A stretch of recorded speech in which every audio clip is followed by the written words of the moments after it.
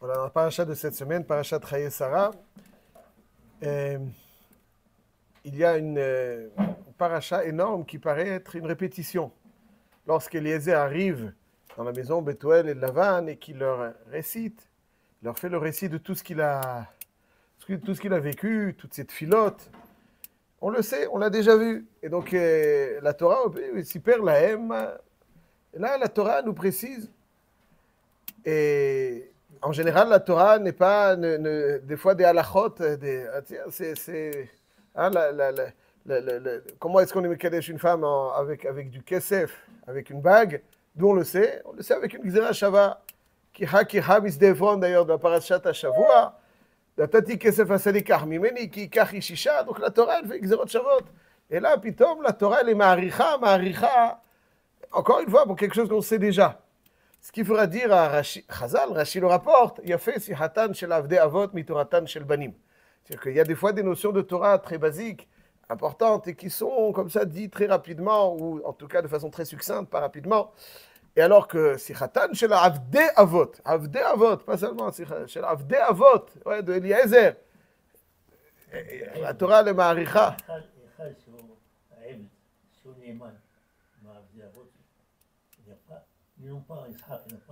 En tout cas, avdei avot, c'est Hazak, mitoratan shel banim, plus que la Torah shel banim. Donc il y a fait Sichatan, c'est-à-dire la Torah le plus ma'aricha. Donc ça veut dire qu'il y a quelque chose à apprendre. Et donc, autrement dit, il y a quelque chose à tirer de cette répétition. Alors qu'a priori, qu'est-ce qu'il y a à tirer? S'il y avait des nouvelles choses, il y a des nouvelles choses, on sait, il y a des choses qu'on ne savait pas. Alors tu peux dire, ok, mais là, c'est des choses qu'on sait. C'est des choses qu'on sait. Tout a été dit avant. Alors, il y a fait Sichatan shel avdei avot mitoratan shel banim. Qu'est-ce qu'il y a à apprendre de nouveau? Qu'est-ce qu'il y a à apprendre de nouveau? En réalité, bien entendu, si Chazal le dit, c'est qu'il faut chercher, qu'il y a beaucoup de choses à apprendre. Et je propose un enseignement qui est rapporté dans le Sfat Emet Parashat Shavua Netavresh Lamedbet, et sous deux formes. La première forme, on en a déjà parlé, je le dis très rapidement, c'est un enseignement du Admour de Kotsk, rapporté par le Chidush Harim. Quand Eliezer sème le doute dans l'esprit d'Abraham et qu'il lui dit Oulai lo tovei haisha lavo acharai, n'est-ce pas? Oulai lo tovei haisha lavo acharai. Ça veut dire que, qu'est-ce qu'il lui dit ici, Eliezer? Qui est-ce qui quitte les parents? C'est le garçon ou la fille? Quand il y a un mariage, qui est-ce qui quitte les parents? Le garçon ou la fille? Le garçon. Ça veut dire la fille, c'est pas qu'elle elle ramène quelqu'un, n'est-ce pas? La fille, elle reste toujours à la maison. Il y en a qui savent pas bien gérer ça, mais il faut savoir, c'est comme ça, la fille, elle reste toujours à la maison. Le garçon, il va avec la fille. Eliezer, il dit, toi, tu me demandes, mon maître Avraham, il dit à Avraham Avinu, tu me demandes d'aller à Haran, là-bas, pour aller chercher une fille, pour lui demander de venir. C'est pas pachout. En général, c'est la direction, c'est dans le sens inverse. C'est plutôt le garçon qui va. Ou là, il le Aïcha la Harai. C'est là. Si on avait demandé à Eliezer, au moment où il exprime ce doute, ce doute chez Abraham, pourquoi tu dis ça? Pourquoi je dis ça? Ben parce que je suis un fidèle Eved. J'informe mon maître de toutes les éventualités pour qu'il prenne tous les éléments en considération, qu'il puisse décider. Oulaï, peut-être, maître, prenez ça en considération. A priori, ce serait plus simple, autrement dit, de trouver une fille ici, là, mais peut-être. Donc, quand Eliezer rapporte ce doute qu'il a exprimé à Avraham Avinu, la Torah ici, elle change le « oulai » en « elai », c'est-à-dire ça s'écrit sans vav. Et il dit le Admour de Kotsk, pourquoi? Alors, Rashi dit « oulai » parce que c'est « elai ». Ça veut dire « enfin ». Pardon? Sans vav. Sans vav. Merci beaucoup. Donc, sans vav. Pourquoi? Parce que... ouais, c'est le sans vav. Pourquoi? Elai. Ça veut dire qu'ici, Eliezer, il a compris quelque chose. Qu'il n'avait pas compris quand il a exprimé ce doute. Quand il a exprimé ce doute, son expression, c'est un vrai oulaï, un doute. Quand il répète, là, il découvre le doute qu'il a prononcé, la motivation de ce doute. La motivation, donc dans l'expression de Eliezer, il y a le Elai. Peut-être que, en réalité, pourquoi tu sèmes le doute? Tu sais pourquoi tu sèmes le doute? Parce que tu as un intérêt. Parce que tu as un intérêt. Tu voulais Yitzhak pour ta fille. Il voulait Yitzhak pour ta fille. Le gendre rêvé. Yitzhak. Il l'a visé depuis bien longtemps. Il le côtoie comme il faut. Donc, il dit à Avraham Avinu, peut-être que ce serait un peu compliqué. Donc, peut-être, autrement dit, on pourrait envisager une autre solution. Une solution plus simple. Une fille qui est là, présente, et qui est donc sur le... Il n'y a pas de chachash qu'elle fasse des problèmes. Ça, c'est donc Eliezer, c'est-à-dire que nous dit le Hadmour de Kotsk que des fois quelqu'un exprime des choses, prend des décisions, juge des personnes parce qu'il a un intérêt. Et le drame, c'est qu'on ne se rend même pas compte de ces intérêts enfouis en nous qui vont dicter des fois des idéologies. Le drame, c'est quand quelqu'un, toute sa vie est dictée sur une idéologie qui est influencée par des faibles du cœur. Le cœur se saisit des rênes du cerveau et le mène bien souvent là où lui il souhaite. Et si on ne s'en rend même pas compte, c'est grave. Dans le Mesilat Yesharim, il y a Midat HaZehirut et Midat HaNekiyut. Midat HaZehirut, je sais qu'il y a des choses mauvaises. Donc je dois faire... Les kiyut, il faut se rendre propre. Les kiyut, ça veut dire que il y a des choses que je ne soupçonne même pas, mais qui en réalité, bien souvent, dictent mon comportement, mon idéologie. On dit du Yetzer Hara dans le Masechet Sukkah. On dit du Yetzer Hara qui s'appelle Tzafon. N'est-ce pas? Ozreni Kelchai, dans la chanson de Ozreni Kelchai, Ozreni Kelchai le'achnia. Ahekna me'alea hevratkat hatzefoni. Ahekna me'alea hatzefoni. On demande à Hachem d'éloigner le Tzafon. Alors c'est quoi Tzafon? Il s'appelle Tzafon. Le nord s'appelle le nord Tzafon. Pourquoi? Parce que le soleil est caché, plus caché. Tzafoun. Le Mizrach s'appelle Mizrach. Pourquoi? Parce que le soleil brille. Zoreyah, Zricha. Le Ma'arav, pourquoi il s'appelle Ma'arav? Parce que c'est Erev. Là-bas. Et le Darom, pourquoi il s'appelle Darom? Parce que Darom, c'est là-bas où le soleil se fait le plus ressentir, le sud. Dans le nord, c'est bien Tzafon, c'est bien souvent caché. Et le Yetzer Hara, il est caché. Le Yetzer Hara, il est caché. On le sent à chaque instant, le Yetzer Hara. Il n'est pas caché. Mais il y a des zones du Yetzer Hara qui sont cachées, qu'on ne soupçonne même pas. Et tant qu'on a une négia, alors la négia s'infiltre et fait son chemin vers le cerveau sans qu'on s'en rende compte. Et quand il n'y a plus de négiot, lorsqu'il n'y a plus de négiot, on comprend. Alors, notre raisonnement est différent. Quand on n'a plus de négiot, il y a quelqu'un qui nous a énervés, on le considère comme un je ne sais quoi. Quand il nous fait une petite caresse, on change d'avis le concernant. Pourquoi? Parce qu'il s'avère que le jugement qu'on a porté sur lui, ce n'était pas un jugement rationnel. On était sûr que oui, a priori, mais ce n'est pas faux. C'est parce qu'on a une négia. Et lorsque la négia disparaît, notre perception change radicalement. Ça, c'est quelque chose auquel il faut veiller toute sa vie. Est-ce que je pense quelque chose? Est-ce que je décide quelque chose? Parce que c'est vrai ou parce que j'ai un intérêt? Un jour, quelqu'un a abandonné la yeshiva à l'époque de Reb Chaim Brisk. Il lui a dit, avec le communisme, c'était très compliqué à l'époque. Il rencontre Reb Chaim Brisk, le Rosh Shiva, il lui dit, Rav, si vous avez des réponses à mes questions, je reviens. Reb Chaim, il lui dit, j'ai des réponses à des questions, je n'ai pas des réponses à des prétextes. C'est-à-dire, tu sais très bien, tu as envie de faire n'importe quoi. Alors, tu ne vas pas dire clairement, j'ai tort et je fais n'importe quoi. Tu vas habillé avec un beau costume, une belle cravate. Ça c'est donc ce que nous dit le Hadmour de Kotsk, l'une des choses qu'on peut apprendre de Eliezer et d'Avraham. Vayomer, Oulai, Elai, il se rend compte. Maintenant, il se rend compte. Ah, Pitom, il se rend compte. Donc, dans la vie, des fois, faire attention, des fois, on avance, on avait des préjugés, et tout d'un coup, on dit, ah, Elai, en fait, j'ai décidé ça parce que... Si on termine, Elai, ça veut dire... Non, ça veut dire... Là, le pshat est qu'il a semé le doute parce qu'il avait un intérêt. Il rapporte ce qu'il a dit. Oulai, l'otové, ishalavo acharai. Mais ici, il y a un remez. Et là, est pour dire que c'est parce qu'il voulait. Ça, c'est donc l'explication, l'interprétation du Hadmour de Kotsk. Le Sfat Emet rajoute encore une explication. Et je pense que pour bien la comprendre, mon humble avis, en réalité, la shlichut de Eliezer symbolise un petit peu la mission d'Eliezer, la mission que tout un chacun a dans le Olam Hazé. Hachem nous envoie dans le Olam Hazé pour faire ce que l'on doit faire. Et quelque part, le processus de cette mission et la hatzlacha de cette mission, donc de mission d'une vie, pour être matzliach dans la vie. Donc, on doit s'inspirer de la mission d'Eliezer. Nous aussi, nous sommes des shluchim. Nous aussi, nous sommes envoyés par Hachem pour faire certaines choses dans le monde.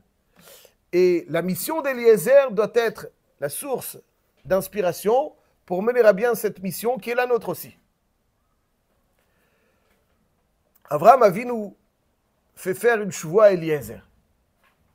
Faire une shuvah à Eliezer. Nous aussi, avant de descendre sur terre, il y a marqué dans ma Masechet Nida, Taflamet Gimel, il m'a dit que Mashbi'in oto, avant qu'une âme vienne dans le monde, Mashbi'in oto tei tzadik va'al tei rasha. Et c'est sur cette phrase que commence le Sefer Tanya bien célèbre. Tanya, le Sof Perek Nida, Mashbi'in oto tei tzadik va'al tei rasha, etc., etc. Donc ça veut dire qu'il y a aussi une choix. Nous aussi on fait une choix. Donc lorsqu'Avraham Avinu a envoyé Eliezer en mission, il lui a fait faire une choix. Lorsqu'Hachem nous envoie en mission, nous aussi on fait une choix. Pourquoi? Avraham Avinu doutait de la fidélité d'Eliezer. Il va faire une choix et douter de l'Eliezer. Est-ce qu'Hachem doute de notre fidélité? C'est quoi cette choix? Puis, Bichlal, comment on fait une choix dans la Neshama? Pour faire une choix, normalement, il faut Nikita Trefetz. Il faut prendre Sefer Torah. Juste comprendre un petit peu ce qui se passe. Le pshat est le suivant. La choix nous dit le Sfat Emet dans un autre endroit, dans Masechet Matot. Shnat Tavresh Lamed Dalet. Il ramène au nom de son grand-père, le Chidush Harim, oui, c'est son grand-père, le Chidush Harim. On peut maintenant faire l'historique. Mais en tout cas, son grand-père, c'est le Chidush Harim qui l'a élevé. Il dit le Sfat Emet. Vekatvu Chazal Mashbi'in oto. Donc, Nida d'Aflamé dans Moudbet. Mashbi'in oto tei tzadik. V'chi shayach baneshama shvoa bin kitat chefetz. C'est quoi dans la neshama, Mashbi'in oto? On peut faire une shvoa bin kitat chefetz. Raka Pirouche. Il dit, Pirouche très intéressant. Quelle est l'étymologie du mot shvoa? Incontestablement, ça vient du mot sheva. Pas chou de ça. C'est quoi shvoa? L'ishava. C'est quoi l'ishava? C'est quel rapport entre un serment en français et 7? Ça n'a rien à voir. Ouais, quel est le rapport entre une shvoa et le chiffre 7? Nous dit le Sfat Emet, שמתברר לו אז שאין לו חיות רק בהשם יתברך ורוצה בכל כוחו לתקן. Voilà, il dit avant ça. פירוש עניין השבועה, שעל ידי שרוצה האדם לקבל עליו דבר זה בכל ליבו. Quelqu'un qui fait une joie, c'est quelqu'un qui s'engage sans réserve, והוא שבועה התאספות כל השבעה מידות שבאדם. Il y a les שבעה מידות, חסד, גבורה, תפארת, etc. Toutes les midot d'un homme, il s'engage à les rassembler, à les rallier entièrement vers cet objectif. C'est ça une joie. C'est une joie. Il dit que quand il y a une joie, donc, quand il est nishba b'Hashem, kivyachol, ça veut dire qu'il rassemble toutes les kochot qu'il a dans cet engagement, et là, chal shem Hashem. Il dit, mashbi'in oto tei tzadik v'al tei rasha, quel est le sens de cette joie? C'est-à-dire qu'on donne les kochot à un homme de rassembler toutes les 7 midot qu'il a, qui l'animent et qui font ses forces pour mener à bien cette mission. Et il dit, il y a marqué aussi que le Ham Israël, au pied du mont Sinaï, a fait la shvoa. C'est quoi une shvoa au pied du mont Sinaï? Il y a une shvoa, il y a marqué une shvoa. Alors le pshat, il dit, c'est quoi le guéder de la chose? La neshama, elle ne prend pas de chefetz. Ouais, c'est quoi? Elle ne prend pas de chefetz, l'ikita chefetz. L'ikita chefetz, c'est un engagement sincère à prendre toutes les kochot vers. Ouais, toutes les kochot vers. Mais il dit, quand la neshama descend dans le monde, la joie, shemidbarer lo az, shelo chayut rak ba shemidbarer verotze bechol kochot. Le guéder de la joie, c'est qu'elle a une clarté. Elle a une clarté. La neshama, elle voit clair. Et elle s'engage par cette clarté à rallier toutes les forces qui l'animent vers. Et il dit que c'est ça aussi. Dans le Har Sinaï, au pied du Har Sinaï, Kafalem arkegigit, ça veut dire qu'il y avait une tellement grande clarté, comme on l'a dit hier d'ailleurs, V'cholam ro'im et akolot, que il a une choix. Toutes les forces de l'homme ont été ralliées pour mener à bien cette mission qu'Hachem nous confie. Ça, c'est le yesod de la choua. Ceci étant dit, Eliezer savait, et c'est ça aussi dont on doit s'inspirer, que pour réussir à faire de grandes choses, la condition indispensable et sine qua non, c'est qu'il y a rôle de s'annuler à la volonté de celui qui nous envoie. De ne pas, moins on a de négiot personnelles, plus on aura les forces du Méchaléach dans le Shliach. Les forces du Méchaléach, c'est-à-dire quand on est envoyé par quelqu'un, on doit se considérer l'extension de son bras. C'est lui-même, Shliach shel Adam kemoto. Shliach shel Adam kemoto, c'est-à-dire comme le Méchaléach. Et plus quelqu'un est limite battel au Méchaléach, plus il a les forces du Méchaléach. Hazak, Hazak au bord. Très bien. Hazak, Niflameot. Donc plus il est mitbatel à son Méchaléach, plus il a les forces du Méchaléach. Donc Méchaléach, c'est-à-dire je dois me considérer comme la main de celui qui m'envoie. Et si j'agis avec un intérêt personnel, alors je le fais pour moi, pas en tant que shliach. Il faut faire les choses en tant que shliach, pas en tant que moi. Eliezer avait une mission très difficile. Allez, outre il fallait l'accord de rusés, n'est-ce pas? Qui ont voulu d'ailleurs, qui a été très mal intentionné. Donc la shlichut d'Eliezer, elle était très très difficile. Il fallait aller chercher une neshama kdosha dans toute la Toum'a. Donc avec la Toum'a, elle va laisser. Il fallait chercher une neshama kdosha dans toute la Toum'a. C'est pas simple. Eliezer avait pleinement conscience du défi qui l'attendait. Hachem lui a permis de la cibler. Ah, bon Hachem. Maintenant, une fois que j'ai ciblé, ça ne suffit pas, il faut l'extraire. Et ça, c'est le plus dur. Le plus dur, c'est pas de la cibler. Il l'a ciblée. Hachem lui avait dit, voilà, elle est là. Ok, mais après, il faut l'extraire. Ça ne suffit pas de la cibler. Pour l'extraire, il faut des kochot énormes. Alors, il répète et il vient à l'heure cruciale dans laquelle il doit aller l'extraire. Il va répéter pour vivre qu'il est uniquement l'envoyé d'Avraham Avinu, qu'il n'a pas de négia, il ne fait pas les choses pour lui. Les choses pour Avraham Avinu. Eved Avraham Anochi, c'est la première phrase. Eved Avraham Anochi. En réalité, il leur parle, mais pas simplement pour eux, il se parle. Eved Avraham Anochi. Et là, il s'inculque cette réalité que Eved Avraham Anochi. Et il s'annule à Avraham Avinu. Vayomer, Ulai lotovea isha lavo acharai. Là, il se rend compte de cette négia qu'il efface tout de suite pour être annulé à Avraham Avinu. Tout celui qui fait des choses dans la vie, il sait très bien qu'il ne le fait pas avec ses forces. Celui qui a l'impression qu'il a fait des choses avec ses forces, c'est qu'il n'a rien fait. Quand on fait des choses, on sait pertinemment que c'est les malamakochot. C'est-à-dire, les malamakochot, pour réussir, il faut être mitbatel au mshaleach. Ça, c'est le défi. Eved Avraham Anochi, vayomer, ulai lo tovei isha lavo achai. Donc, c'est-à-dire, là, il sent, donc il revit le fait qu'Avraham l'ait nommé. Et il sent qu'à ce moment-là, il n'était pas assez mitbatel, Avraham Avinu. Alors, il efface. Donc, pour dire, Yada Arichta, c'est uniquement avec les forces d'Avraham que je pourrais mener à bien cette mission. Donc, il se réinvestit, il revit l'investissement de cette mission d'Avraham Avinu. L'investissement de cette mission d'Avraham Avinu. Il revit la chose pour se sentir investi par Avraham. Il ne fait pas les choses par intérêt personnel, il ne fait pas les choses parce qu'il a décidé de le faire. Il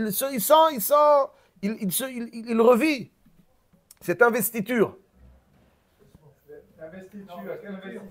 Bon, alors voilà, investiture d'Avraham Avinu.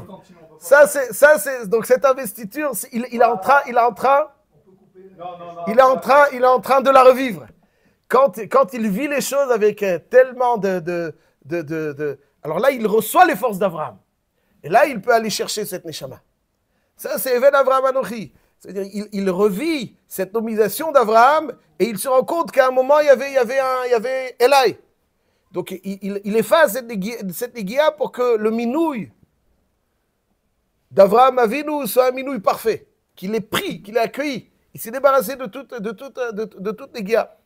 C'est exactement la même chose quand on fait la mission dans notre vie. Des fois, on a des choses grandioses qui nous attendent.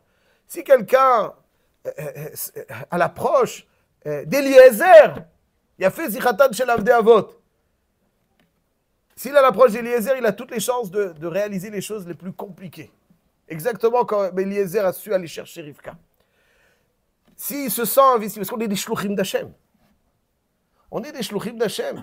Ce qu'on fait, c'est parce qu'Hachem nous a nommés. Nous, on est des shluchim d'Hachem. Si tu es un shliach d'Hachem, tu as les kochot, beaucoup plus. Comme Eliezer a su faire ce qu'il a fait, parce qu'il a revécu cette nomination d'Abraham, et donc il a eu les kochot d'Abraham. Quelqu'un, il est shliach d'Hachem. Shlucho shel Adam, kemoto, d'une certaine façon, on a des forces, les malaminateva. Si on est mitbatel à Hachem, si on enlève les négiot, alors là, véritablement, on réussit. Et ça, c'est ce qu'on apprend d'Eliezer Abraham. C'est pour ça qu'il a fait Sichatan Shel Avdei Avot, Mitoratan Shel Banim. Et donc, d'après ça, la réponse pour laquelle on dit Eli, Davka ici, parce qu'il était en train de revivre, d'être mitbatel à Abraham Avinu. Il répète, pas simplement à leur oreille, il répète à ses oreilles, pour être mitbatel à Abraham Avinu, parce que maintenant arrive l'heure où il doit aller la chercher. Il l'a ciblé, maintenant il faut aller la chercher. Donc il revit et il efface. Donc Eli, au moment de l'histoire, c'était Eli. Non, c'est dit, je suis mitbatel. Donc ma frère, je fais tchouva sur cette négia. Et donc ça revient que la nomination d'Abraham, Ani mitbatel est là, elle est parfaite. Et je l'accueille sans négiot. Et je vais la faire sans négiot. Eved Abraham Anochi. Ça, c'est comme ça que la vie, on a réussi. C'est quand on se sent investi d'une mission. Et on est mitbatel à Hachem, une mission, pas une mission qu'on va faire avec nos forces, mais avec ce que Hachem nous a investi comme force. Je termine juste avec votre permission. Il y a une Gemara dans ma Sechet Brachot Daf Yud Zayin qui dit que Gdolav Tacha Shivtichan HaKadosh Baruch Hu l'Anashim Yoter Min HaAnashim. Ça veut dire que la promesse qu'Hachem fait aux femmes est plus grande, les promesses de récompense, plus grande que celle qu'il fait à l'homme. La femme, elle a une plus grande promesse dans le Olam Haba, plus belle récompense que l'homme. Pourquoi? Parce que Nashim B'May Zachian. Voilà, la Gemara demande Nashim B'May Zachian. Quelle est le srout? Elle dit parce qu'elle envoie son mari étudier, parce qu'elle envoie ses enfants étudier. Le pshat, il est Nashim B'May Zachian. Je pense aussi, Nashim B'May Zachian, ça veut dire comment elles réussissent tellement de grandes choses. Parce qu'une femme, elle est beaucoup plus pure. Dans le sens où elle fait les choses beaucoup plus lishma. L'homme, il a beaucoup de treshbonot, plus en tout cas que la femme. La femme, elle est plus sincère, elle est plus honnête, elle est plus lishma. Ouais, l'homme, il a besoin d'être toujours là et de... la femme, elle est biarkete beta. Elle est beaucoup plus discrète, elle fait les choses avec plus de sincérité. Et c'est ça qui lui permet de réussir. Nashim b'may zachian. Comment elles réussissent? B'may zachian. Elle est plus grand sachar parce qu'elles réussissent. Plus, d'après cette interprétation. Mais comment elles envoient leur mari? Elles kiffent quand il n'est pas là? Non, parce qu'elles le font avec sincérité. Donc elles sont plus investies, elles réalisent plus la shlichut d'Hachem que l'homme. Et c'est ça qui lui permet les plus belles réussites. Zach ou Baruch. Alors,